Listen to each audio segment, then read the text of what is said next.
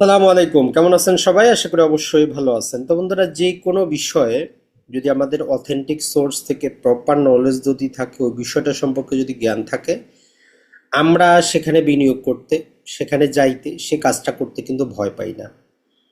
আপনি জায়গা জমি ক্রয় করেন, ব্যবসাপাতি করেন, যেখানেই যান, যদি আপনার জানা থাকে বা একটা পরিচিত জায়গা আপনি দ্বিতীয়বার গেলে আপনার কাছে অনেকটা ইজি ফিল হয়। তো আজকের আলোচনা মূলত শেয়ার মার্কেট রিলেটেড। শেয়ার বাজার জিনিসটা কি, এখানে কিভাবে কর্মকাণ্ডগুলো হয়ে থাকে, এই রিলেটেড আপনাদের সাথে আমরা আলোচনা করব। কারণ হচ্ছে আমরা মনে করি বাংলাদেশের প্রতিটা নাগরিকের নৈতিক দায়িত্ব হচ্ছে শেয়ার বাজারে বিনিয়োগ করা। এর কারণ একটাই, কারণ হচ্ছে বড় বড় কোম্পানিগুলো প্রতিদিন আপনি তাদের জিনিস ক্রয় করতেছেন, পণ্য ক্রয় করতেছেন, টাকা টাকা পয়সা ইনকাম করে নিচ্ছে, কিন্তু আপনি এর কোনো লাভের অংশীদারি হইতে পারতেছেন না। এটা একমাত্র কারণ প্রপার নলেজ না থাকা, আর শেয়ার বাজারটা সম্পর্কে একটা ভুল ইনফরমেশন বাজারে ছেড়ে দেওয়া, আর কিছু কতিপয় গোষ্ঠী এটাকে একটা জুয়ার মতো করে ধরে রেখেছে। এই জন্যই তাহলে প্রতিটা নাগরিক যখন তার আশেপাশে যেই যে ভালো ভালো কোম্পানিগুলো টাকা ইনকাম করে নিচ্ছে সেখানে যখন অংশীদারি হয়ে যাবেন, তখন কিন্তু চিত্রটা পাল্টে যাবে। তো চলুন দেখা যাক আজকের আলোচনায় আমরা দেখি শেয়ার বাজার জিনিসটা কি, এখানে কিভাবে বিনিয়োগ করা হয়, বিনিয়োগ করার জন্য কি কি প্রয়োজন হয়, ওভারঅল আপনি একটা ধারণা পাবেন। আর আমাদের এই শেয়ার বাজার রিলেটেড গত মাসে আমাদের একটা কোর্স সম্পন্ন হয়েছে, আগামী ডিসেম্বরে ইনশাল্লাহ দ্বিতীয় কোর্স শুরু হচ্ছে। আশা করি যারা পুরাতনটা নিতে চান, রেকর্ডেড ভিডিও আছে, নিতে পারবেন, অথবা অপেক্ষা করতে পারেন। ইনশাল্লাহ মোটামুটি 5 তারিখ পর্যন্ত আমরা শুরু করে দিব নতুন কোর্সটা। তো চলুন দেখা যাক শেয়ার বাজার কিভাবে কাজ করে, শেয়ার বাজারে আমরা কি পাচ্ছি, শেয়ার বাজার কি আসলেই জুয়া খেলা কিনা, শেয়ার বাজার কি আসলে আপনি বাংলাদেশের একজন যোগ্য না। নাম্বার ওয়ান কথা হচ্ছে যে আপনি জাস্ট এতটুকু মনে রাখেন, শেয়ার বাজারে আপনি ব্যবসা করতেছেন না, শেয়ার বাজারে আপনি বিনিয়োগ করতেছেন, ইনভেস্টমেন্ট করতেছেন। আর এই ইনভেস্টমেন্টটা হবে আপনার দীর্ঘমেয়াদী। যেমন আপনি পড়াশোনা করেন, একটা ভিত্তি তৈরি করেন, তারপরে চাকরি বাকরি করেন, দোকান শুরু করেন, ছোট করে শুরু করেন, ধীরে ধীরে বড় হয়। ব্যবসাটাও সেম। আমরা যদি বলি শেয়ার যে বিনিয়োগ, এই জিনিসটা একই রকম। আপনি শেয়ার বাজারে একটা ভালো টপ কোয়ালিটির শেয়ারের মালিক হওয়া মানে ওই কোম্পানির একটা অংশীদারি হওয়া। ওই কোম্পানির যত টাকা পয়সা লাভ করবে আনুপাতিক হারে আপনিও সেই কোম্পানির একটা অংশীদারি হবেন এবং তার একটা সুবিধা ভোগ করবেন। শেয়ার বাজারের প্রকৃত যদি সুফলটা আমরা দেখি, এটা দীর্ঘমেয়াদে পাওয়া যায়। সবচেয়ে বড় কথা হচ্ছে স্বল্প মেয়াদে আপনি হয়তো 3 গুণ 4 গুণ লাভের আপনাকে কেউ অফার দিতে পারে, অথবা লাভ করিয়েও দিতে পারে, কিন্তু সবচেয়ে জাদুকরী প্রভাব পাওয়া যায় 10 থেকে 15 বছর যখন আপনার বিনিয়োগ করা থাকে, তখন এই টাকাগুলো আসলে আপনার জন্য কাজ করতে থাকে। তো যাই হোক, আমাদের আলোচনা থেকে আমরা দেখতেছি যে শেয়ার বাজার বিষয় প্রচলিত ভুল ধারণা। তো আমরা এখানে ভুল ধারণা নিয়ে আলোচনা করব না, যেটাই সঠিক ধারণা এর বাইরে সব ভুল ধারণা। তাহলে একটা শব্দ মনে রাখবেন, সঠিক ইনফরমেশনের বাইরে যত শব্দ আছে সবই হচ্ছে প্রচলিত ভুল ধারণা। তাই ভুল ধারণা আমরা আলোচনা না করে সঠিক ধারণাটাই আমরা আলোচনা করি। নাম্বার ওয়ানে চলে আসি যে আসলে এই যে শেয়ার বাজারে কেন কোম্পানিগুলো আসে, কিভাবে তার অংশটা বিক্রি হয়। ইন সাপোজ জাস্ট যদি আমরা বলি, আপনি একটা ব্যবসা করতেছেন, ধরলাম যে ব্যবসার বর্তমানে 100 কোটি টাকা মূলধন আছে, আপনার টোটাল হিসাব করলে 100 কোটি টাকা আছে। আপনি কোম্পানিটার আর একটা ব্রাঞ্চ খুলবেন, আপনার আরও 100 কোটি টাকা দরকার, ধরেই নিলাম আমরা আরও 100 কোটি বা 20 কোটি টাকা দরকার। আপনি চাইলে যেটা করতে পারেন, ব্যাংকে যাইতে পারেন, ব্যাংক থেকে লোন নিতে পারেন, কিন্তু ব্যাংকে তো আপনাকে ফিক্সড বাৎসরিক একটা তাকে সুদ দিয়ে দিতে হবে প্রতি মাসে কিস্তিতে। আপনি যেটা চাচ্ছেন সেটা হচ্ছে যে না, আপনি শেয়ার বাজার থেকে টাকা পয়সা উঠাবেন। তখন আপনার কোম্পানিটার আপনি যেই মার্সেন্টাইল ব্যাংক, ইনভেস্টমেন্ট ব্যাংক, তারা ভ্যালু করে দিল যে 1 কোটি টাকা আপনার দাম। এখন নর্মাল নিয়ম হচ্ছে আপনি এই 1 কোটি টাকারে শেয়ারে বিভক্ত করেন, 10 টাকায় প্রতিটা ভাগে ভাগ করতে পারেন, 20 টাকা করতে পারেন, 100 টাকায় ভাগ করতে পারেন। ধরলাম যে আমরা ভাগ করে পাইলাম আপনার 10 লাখ শেয়ার হইল, মানে আপনার 100 কোটি টাকার কোম্পানিটাকে আমরা 10 লাখ শেয়ারে ভাগ করে দিলাম। এখন আপনাকে বলা হইলে যে ভাই আপনি আপনার এই 100 কোটি টাকার যে কোম্পানিটা আছে এটার কত পার্সেন্ট আপনি বাজার থেকে টাকা উঠাবেন। আপনি যদি 10% বা 20% ছেড়ে দেন, ওই 20%কেই বাজারে বলতেছি যে আমরা শেয়ার বা স্টক বা ইকুইটি বা এই যে পুঁজি বাজারে কোম্পানির শেয়ার লেনদেন। তাহলে মূল কথাটা কি ছিল, একটা প্রতিষ্ঠিত কোম্পানি তার যে বাজার মূলধন সেটাকে ভ্যালুয়েশন করা হয়, ভ্যালুয়েশন করার পরে সেখান থেকে একটা নির্দিষ্ট পার্সেন্টেজ সে কি করে বাজারে বিক্রি করে। তো এই যে বিক্রি করার সময় সে যে প্রতিটা শেয়ারের একটা মূল্য ফিক্স করে দেয়, সেটা 10 টাকা হইতে পারে অথবা নানা পদ্ধতি আছে, নর্মালি 10 টাকা করে হয়। এখন এই 10 টাকা সর্বপ্রথম যখন বাজারে ছাড়ে এটাকে বলে যে আইপিও। তো আইপিওর মাধ্যমে আপনি নিতে পারেন, অথবা এগুলো খুচরা বাজারে কয়দিন পরে বিক্রি হয়। আপনি 10 টাকার শেয়ারটা তখন 10 টাকাও পাওয়া যেতে পারে, তার দামটা কমে 5 টাকাও হইতে পারে অথবা 100 টাকাও হইতে পারে। তো এটা হচ্ছে যে আসলে শেয়ার বাজারে একটা কোম্পানি যে আসে। তো আপনি বলবেন যে ভাই যে কোনো কোম্পানি, যে কোনো থার্ড পার্সন, যে কোনো ব্যক্তিকে চলে আসতে পারে কিনা। কথা হচ্ছে যে না, এখন পর্যন্ত বাংলাদেশের নিয়ম হচ্ছে আপনার কোম্পানিটা অ্যাটলিস্ট গত 3 বছর যাবত ধরে ধারাবাহিকভাবে লাভ করতেছে, আপনার কোম্পানিটা সবকিছু ঠিক আছে, এরকম কোম্পানি প্রয়োজন হয়। তার মানে আজকে কোম্পানি তৈরি করে কালকে শেয়ার বাজার থেকে টাকা তোলা যায় না, এইটা আপনি মনে রাখতে পারেন। এখন আপনি কি করলেন, বাজারে হয়তো আপনার ধরলাম যে এই যে 30% ছেড়ে দিলেন, 20% ছেড়ে দিলেন, 10% ছেড়ে দিলেন, আপনার মালিকানার যত অংশ আপনি ছেড়ে দিবেন তত টাকা আপনি মার্কেট থেকে তুলতে পারবেন। এখন এই যে আগে 100% 100 টাকা লাভ করলে আপনি 100 টাকা পাইতেন, এখন ধরলাম যে আপনি 30% ছেড়ে দিচ্ছেন মালিকানা, তাহলে 100 টাকা লাভ করলে 70 টাকা আপনি মালিক হিসাবে নিবেন, বাকি 30 টাকা এই যে শেয়ার হোল্ডারকে দিয়ে দিবেন। তো এই যে বাকি 30 টাকা শেয়ার হোল্ডারকে দিচ্ছেন, এটার সাধারণ নাম হচ্ছে ডিভিডেন্ড। তাহলে ডিভিডেন্ড জিনিসটা বুঝলেন। আপনি আগে কোম্পানির মালিক ছিলেন, 100 টাকা আপনি লাভ করলে 100 টাকা আপনার প্যাকেটে রাখতে পারতেন, চাইলে আপনি উঠায় নিতেন অথবা ব্যবসা বৃদ্ধি করার কাজে লাগাইতেন। এখন যেহেতু আপনার 30% আপনি বিক্রি করে দিয়েছেন, তাই 100 টাকা লাভ করলে 30 টাকা ডিভিডেন্ড আকারে দিবেন। এখন এখানে নানা প্রকার নিয়ম আছে, যে আপনি চাইলে ডিভিডেন্ড নাও দিতে পারেন, সম্পূর্ণ টাকা রেখে কোম্পানি বাড়ানোর কাজে আপনি লাগাইতে পারেন, সেটাও কিন্তু সম্ভব। আর যদি আপনার কোম্পানি যদি লাভ না করে লসে থাকে, আপনি কোনো ডিভিডেন্ড না দিলেও চলবে, এটাও কিন্তু একটা নিয়ম।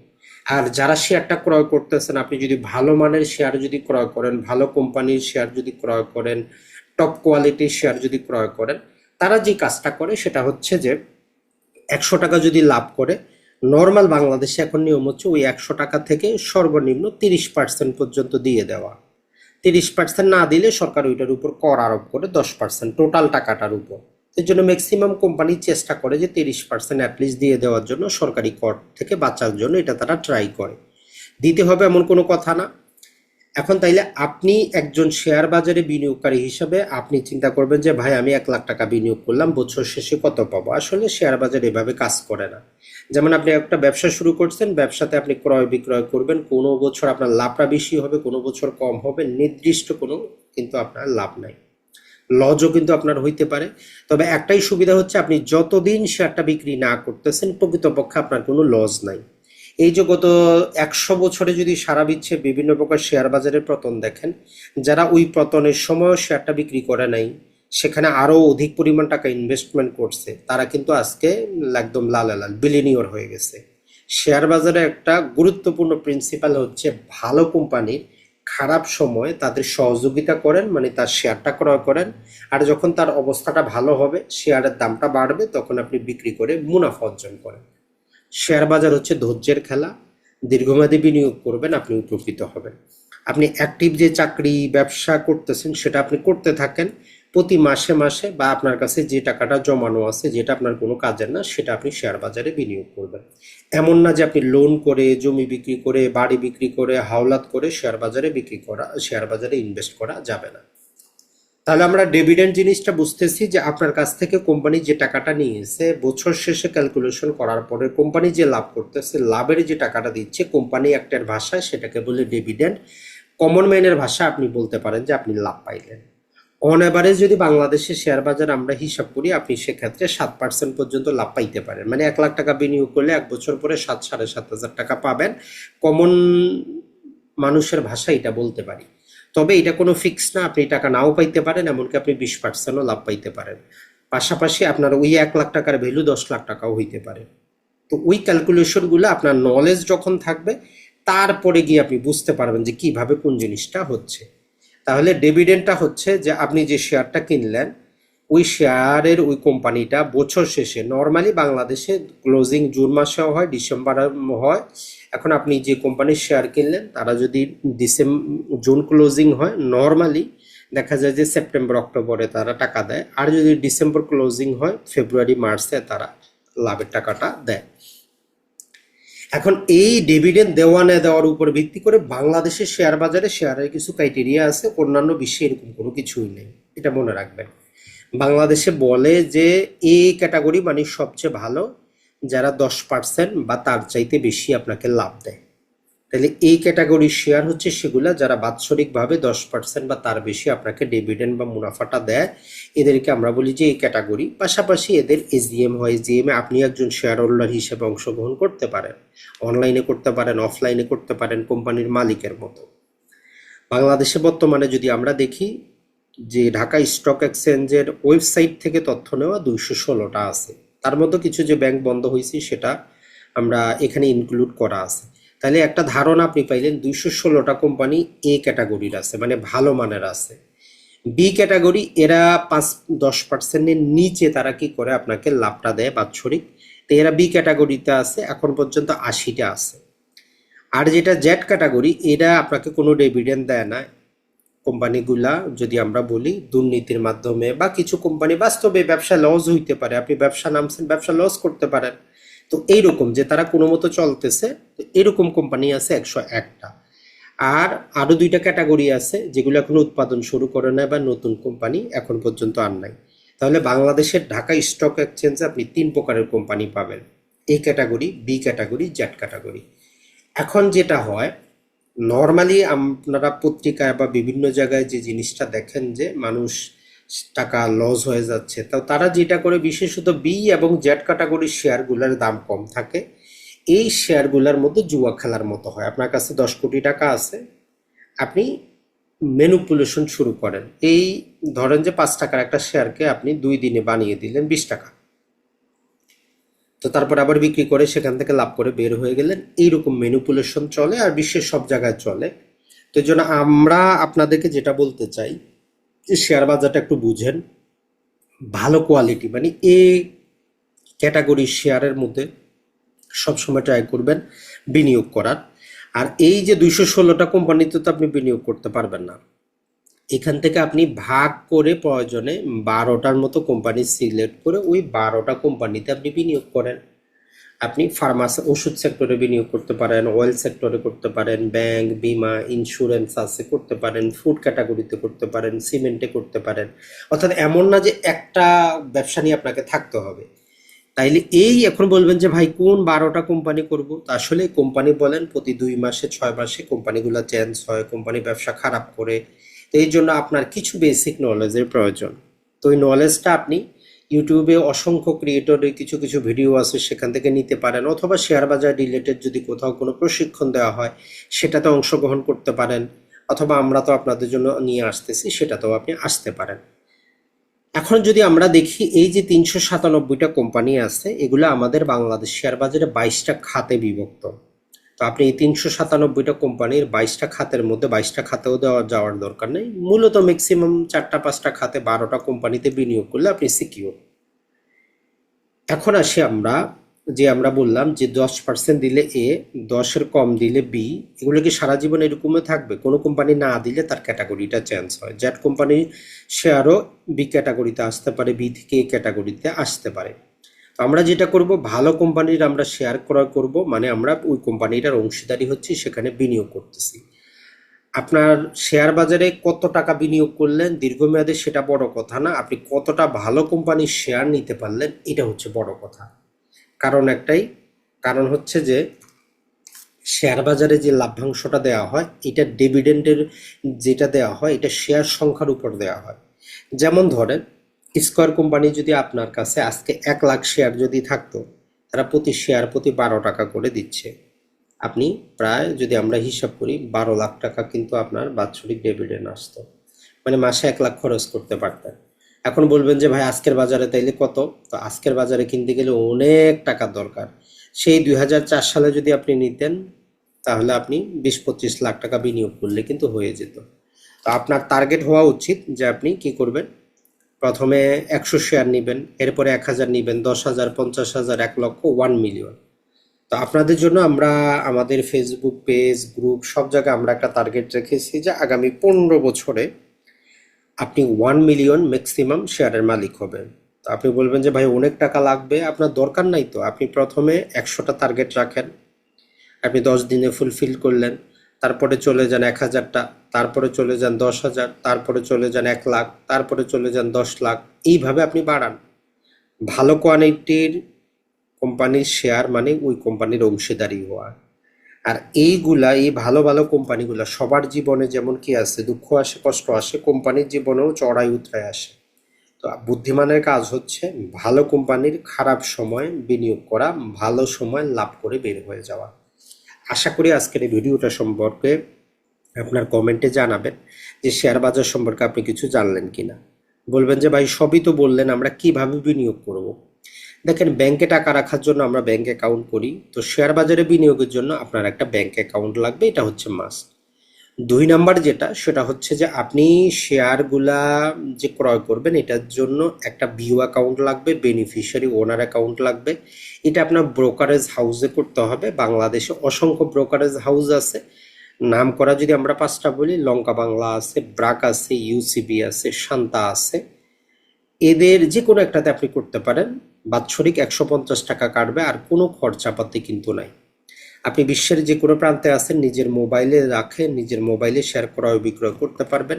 এবং এতটা বর্তমানে স্বচ্ছ করেছে যে জায়গা জমি রেজিস্ট্রেশনের দলিলের মতো আপনার নামে যেই সমস্ত শেয়ারটা আপনি কিনবেন 2 দিনের মধ্যে মেসেজ চলে আসবে, একদম ওই যে সিডিবিএল থেকে, মানে ওই যে যেমন আমরা বলি দলিল রেজিস্ট্রেশন করলে পাওয়া যায়, ওইখানে আপনার ইমেইলে এবং মোবাইলে মেসেজ চলে আসবে যে এতটা শেয়ার আপনার নামে নিবন্ধিত হয়েছে। তাই প্রতারণার কোনো সুযোগ নাই।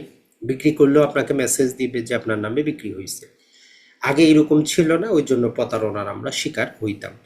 আর কিছু নিয়ম যেটা হচ্ছে যে নর্মালি অনেকেই যে এই প্রশ্নটা করবেন যে ভাই আজকে আমি শেয়ার নিয়ে কালকে বিক্রি করতে পারবো কিনা। তো নর্মালি অন এভারেজে শুধু বাংলাদেশ না, বিশ্বের যে কোনো প্রান্তে নিয়ম হচ্ছে T+2। আজকে যদি ক্রয় করেন ওয়ার্কিং ডেতে পরবর্তী 2 কর্মদিবস পরে আপনার নামে রেজিস্ট্রিকৃত হবে, অর্থাৎ পরবর্তী 2 কর্মদিবস পরে আপনি বিক্রি করতে পারবেন। আর শেয়ার বাজারে আপনি যে কোনো সময় শেয়ারটা বিক্রি করে দিতে পারেন ওয়ার্কিং ডেতে, ওয়ার্কিং আওয়ারে। টাকাটা আপনার অ্যাকাউন্টে 2 কর্মদিবসের মধ্যে যুক্ত হবে, এটা মনে রাখবেন। এখন আপনার কাছে যদি 10-20 লাখ টাকা থাকে, আপনি যে একটা ফ্ল্যাট ক্রয় করতেছেন, কালকে আপনার যদি কিছু টাকা লাগে আপনি ফ্ল্যাটটার আংশিক বিক্রি করতে পারবেন না। কিন্তু শেয়ার বাজার ভাই আপনার এমন একটা সুযোগ দেয়, আপনার মন চাইলে আপনি 10,000 টাকা শেয়ার বিক্রি করে বাকি টাকা থাকতে পারে। তাহলে এই জায়গা আপনাকে এমন একটা সুযোগ দিচ্ছে। আর দেখেন, আপনার কাছে 10টা বাড়ি আছে, আগুন লাগলো, ভূমিকম্প হইলো, জিরো হয়ে গেলেন। শেয়ার বাজারে আপনার 100 কোটি টাকা রাখলেন, আপনি 5টা 12টা কোম্পানিতে, একটা কোম্পানি ধরলাম যে চলে গেল, দেউলিয়া হয়ে গেল, বাকিগুলা তো আপনার আছে। আপনি পথে ঘাটে যেখানে যান শান্তিমতো চলতে পারতেছেন, কারো কোনো টেনশন নাই, গরিবের মতো চলেন, বিন্দাস চলেন, যেখানে খুশি ঘুরে বেড়ান, নিজের ক্রিয়েটিভিটিটা আপনি কাজে লাগান। এখন আমরা যে কাজটা করি, যে আমাদের পেটের দায়ে আসলে কাজ করি, আমাকেও যদি প্রশ্ন করেন সেটাই। যদি ফ্যামিলির যে এই মাসিক যে খরচটা, এটা যদি আমার যদি পেসিভ ইনকাম থেকে আসতো, আমি আমার স্বাধীন মতো কাজ করতে পারতাম, মন চাইলে করতাম, না হলে না করতাম। এই যে উন্নত বিশ্বে আমেরিকার মতো জায়গায়, ইউরোপের মতো জায়গায় এত ভালো মানুষ, এত ক্রিয়েটিভ মানুষ কিভাবে জন্ম নিচ্ছে, তারা ওই পেটের দায়ে কাজ করলে এটা হইতো না। তারা ম্যাক্সিমামই, তাদের জন্য মানুষ কাজ করতেছে, তাদের বছর শেষে মাস শেষে ফ্যামিলি খরচ চলার টেনশন নেই, ওই জন্য তারা তাদের থিঙ্কিংটা ভালো কাজে লাগাইতেছে। আপনি যদি ইসলামিক সেবা যত্নও করতে চান, আপনার ফ্যামিলি খরচটা যদি আসে, আপনি ইসলাম প্রচারটা বাড়াইতে পারবেন। এখন আসছি আমরা শেয়ার বাজারটা ইসলামিক না অন ইসলামিক। কথাটা হচ্ছে 1 নম্বরে, আপনি যেটাকে বাংলাদেশে ব্যাংকিং সেক্টর আছে, কিছু কোম্পানি আছে যারা সরাসরি সুদের লেনদেন করে, আপনি ব্যাংকিং কোম্পানিগুলো এড়িয়ে চলেন। এখন ধরেন যে আপনি এসিআই কোম্পানিতে কাজ করেন, গ্রামীণ ফোনে কাজ করেন, কখনো কি আপনি এই প্রশ্নটা নিজেকে করেছেন যে স্কোয়ারে কাজ করা কি ইসলাম সম্মত কিনা, গ্রামীণ ফোনে কাজ করা কি ইসলাম সম্মত কিনা? তো ওই কোম্পানিটারই তো আপনি শেয়ার কিনতেছেন, তাহলে আপনার এখানে ইসলাম আর নন ইসলামের প্রশ্নটা কেন আসলো? তো এর জন্য বাংলাদেশের সমস্যা হচ্ছে আমরা 18-19 কোটি মানুষ হইলেও শেয়ার বাজারে বিনিয়োগ করে মাত্র 5 থেকে 10 লাখ মানুষ। 16 লাখ মাত্র বিও অ্যাকাউন্ট আছে, যার মধ্যে 5 লাখ এফডি, বাকিগুলো বন্ধ। তো সারা দেশের প্রতিটা নাগরিকের উচিত শেয়ার বাজারে অংশীদারি হওয়া।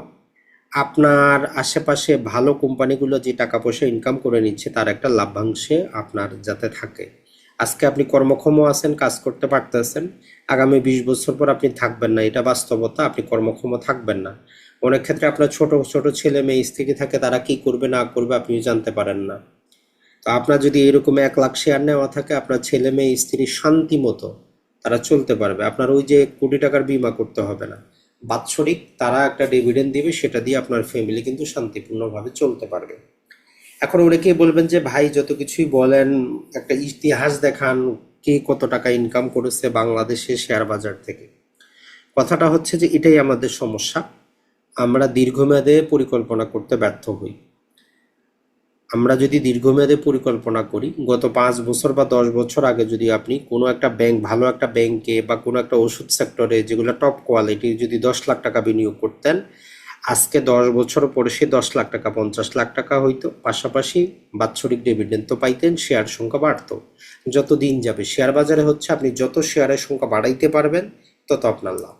আশা করি বন্ধুরা আজকের এই ভিডিওটা আপনাদের উপকারে আসবে, কাজে আসবে। যদি কাজে আসে অবশ্যই কমেন্ট করবেন, শেয়ার করবেন। যারা জানে না, বুঝে না শেয়ার বাজারটা কি, তাদের কাজে আসবে। আসসালামু আলাইকুম, ভালো থাকবেন সবাই।